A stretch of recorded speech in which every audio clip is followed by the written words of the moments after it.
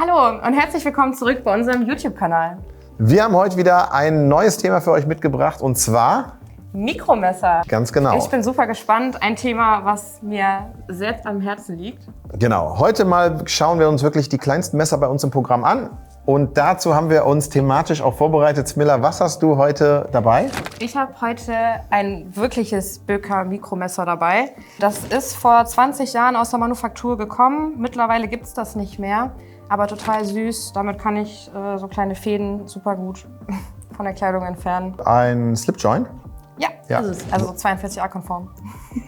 Ich habe heute schon ein Messer dabei, was zu unseren 5 Messern gehört, die wir vorstellen wollen. Und zwar das Baby X ist ein Daryl Karsten Design bei uns im Böker Plus Sortiment zu finden. Das Ganze kommt mit einer Klinge aus D2, hat Edelstahlgriffe oder Griffschalen und verriegelt per Framelock. Ist oben und unten mit kleinen Jimpings ausgestattet. Ansonsten für alle kleinen Schneidaufgaben gut geeignet, kommt mit Clip daher. Ist aufgrund der Größe sicherlich auch als Neckknife tragbar, aber da müsste man schon den Clip demontieren. Ist halt schön, weil es nicht auffällt, ne? In der Hosentasche. Klingenlänge, gerade 4 cm, vielleicht auch bei den 4 cm, 6 cm Klingenlänge. Ihr kennt die Verunsicherung. Vielleicht auch hier nochmal ganz klar die Aussage, auch bei der letzten Verschärfung des Waffengesetzes haben keine Änderungen oder Klingenlängenbeschränkungen stattgefunden. Das heißt, wir präsentieren diese Mikromesser nicht etwa, weil man nichts anderes mehr tragen darf, sondern einfach, weil wir sie bislang noch nie präsentiert haben und da echt ein paar Schätze im Programm. Also Klingenlänge 4 cm bei dem Baby X und wiegt 47 Gramm, also super leichtes, kleines EDC, aber Framelock, ihr wisst, ist verriegelt, also nicht Paragraph 42a konform. Sei an dieser Stelle gesagt, weil das ist ja ein wichtiges Thema bei vielen unserer Zuschauern aus der deutschen Community verständlicherweise. Genau. Ich würde auch einfach mal direkt weitermachen mit etwas 42a-konform. Sehr gerne. Auch etwas, was man jetzt nicht unbedingt in der Hosentasche verstecken muss. Das ist unser Leck. Kann man auch schön am Hals tragen oder an der Tasche befestigen. Sonstiges wird durch Schieben geöffnet, hat ein kleines Daumenloch, Gesamtlänge von 10 cm. Es stört also nicht unbedingt, ist auch super leicht mit 48 Gramm und kostet euch 25,95 €. Ich finde, dafür ist das echt ein super Preis. Hält hier oben mit Magnet, also auch sowohl im geschlossenen als auch im offenen Zustand. Also quasi man verschiebt die Hälften gegeneinander. Und nach genau 360 Grad trifft man wieder den Magneten. Ja, sind es 360, ist das richtig? Wenn wir es jetzt mal aufdrehen. Ja, ist genau. Einmal im Kreis 360 Grad und dann trifft es wieder den Magnet. Einmal aber mit geöffneter Klinge, einmal im geschlossenen Zustand.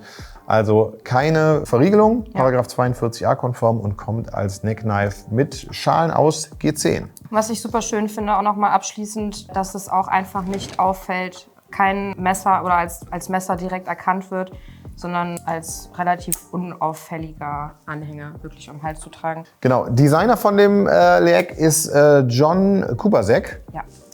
Ich meine auch mit mehr als nur dem einen Modell bei uns mit Mikromessern vertreten. Machen wir weiter und zwar mit einem ganz alten Bekannten und zwar dem Böker Plus DW2. Ihr seht auch hier wirklich klein.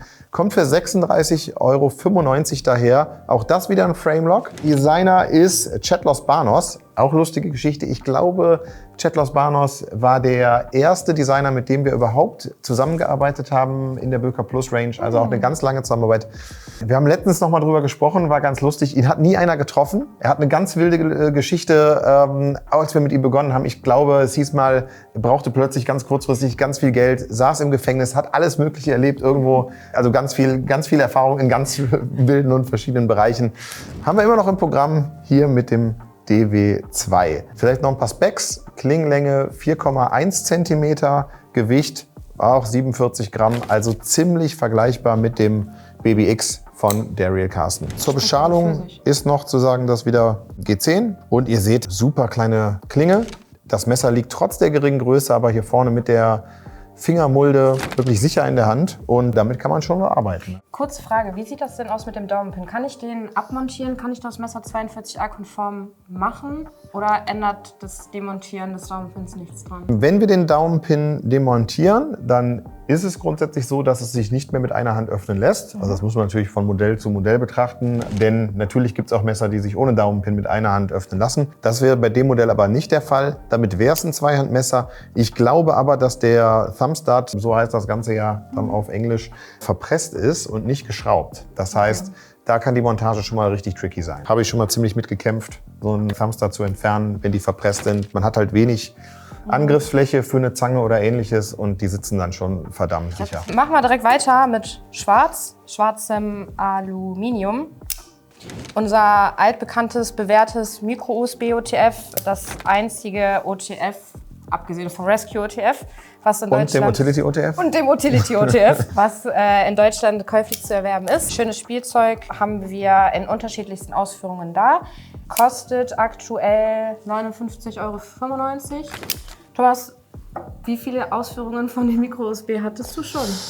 Oder sind aktuell bei dir in der Sammlung? Also ich hatte mehrere von dem schwarzen, habe eins an einen guten Freund verschenkt. Den habe ich letzte Woche getroffen, der sagte, das wäre das meistbenutzte Messer von ihm. Also ihr seht auch mit den Mikromessern, die können einem im Alltag richtig helfen. Und das, was er sagte, er hat es halt immer zur Hand. Deswegen großer Vorteil der Auswahl hier. Das Schöne ist ja, dass wir bei den Modellen einen BKA-Bescheid haben und dementsprechend das Ganze wirklich legal besitzen dürfen. Achtung, nicht führen. Also es bleibt ein Einhandmesser, welches arretiert.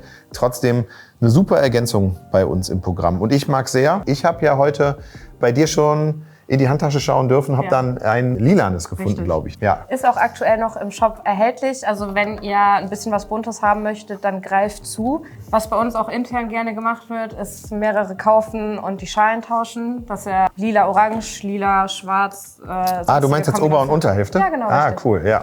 Und für alle, die dieses Messer noch nicht haben und gerne kaufen möchten, aber so ein bisschen unsicher sind bezüglich des OTF-Mechanismus, wenn die Klinge auf Widerstand trifft, dann rutscht sie aus der Feder raus und ist lose. Also man kann sich nicht verletzen. Um die Klinge wieder einzufahren, einmal rausziehen oder schnacken lassen. Ja. Also einmal schön. Und dann hört man es auch, dass es wieder drin ist. Also an sich ein schönes Messer, was auch wenig Gefahr zu Bruch oder... Genau. Sollte es doch mal kommen, weil ihr einfach einen extrem ausgeprägten Spieltrieb habt und während der nächsten Netflix-Serie 477 Mal pro Minute den OTF-Schieber betätigt und es zu einem Federbruch kommt, dann dürft ihr euch natürlich vertrauensvoll an unseren Customer Service, also dann an die Smiller wenden und da helfen wir euch gerne auch mit den entsprechenden Ersatzteilen wieder, sodass ein Federbruch noch lange nicht das Ende des Lebenszyklus von einem Micro-OTF sein muss. Okay, jetzt haben wir hier noch einen weiteren Exoten auf dem Tisch. Vielleicht nicht direkt als Messer zu erkennen, aber wie ich schon sehe, mit einem oder als Schlüsselanhänger geeignet. Was kannst du uns dazu sagen? Das ist unser Bullet Knife. Sieht wirklich so aus wie eine Patrone. Ist auch daran angelehnt und bewusst so gefertigt worden. Die Klinge könnt ihr mit einem Nagel öffnen. Und dann habt ihr auch wieder eine relativ kleine Klinge, ganze 4 cm, um genau zu sein. Ja, preislich liegt bei 10,95 €. Also klar sollte sein, das Modell liegt bei uns in der Magnum Range. Man sollte hier jetzt kein High-End-Produkt erwarten, sondern das ist wirklich ein Schlüsselanhängermesser. Und ich glaube, ihr als auch wir haben uns oft genug in der Situation wiedergefunden, wo man sich auch dieses Messer extrem herbeigewünscht hätte. Ganz einfach, weil es Situationen gibt, wo man dann doch sein Messer entweder nicht dabei hat, verlegt hat. Und da haben Schlüsselbundmesser auf jeden Fall eine Daseinsberechtigung. Und das Schöne hierbei ist ja Zweihandmesser ohne Arretierung. Dementsprechend ist das Ganze auch wirklich als täglicher Begleiter geeignet.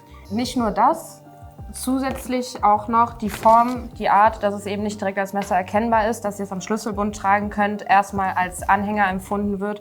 Und das Ganze auch nicht vorverurteilt werden kann in den heutigen Zeiten. Genau. Abschließend wollen wir natürlich von euch mal wissen, welches Messer gefällt euch von denen am besten? Welches Messer haben wir vielleicht aus unserer Range vergessen euch vorzustellen? Schreibt mal gerne in die Kommentare, wenn ihr ein Messer wählen müsstet oder dürftet, für welches würdet ihr euch entscheiden? Gerne auch warum. Und wir sind gespannt, für welches Mikromesser ihr euch entscheiden würdet.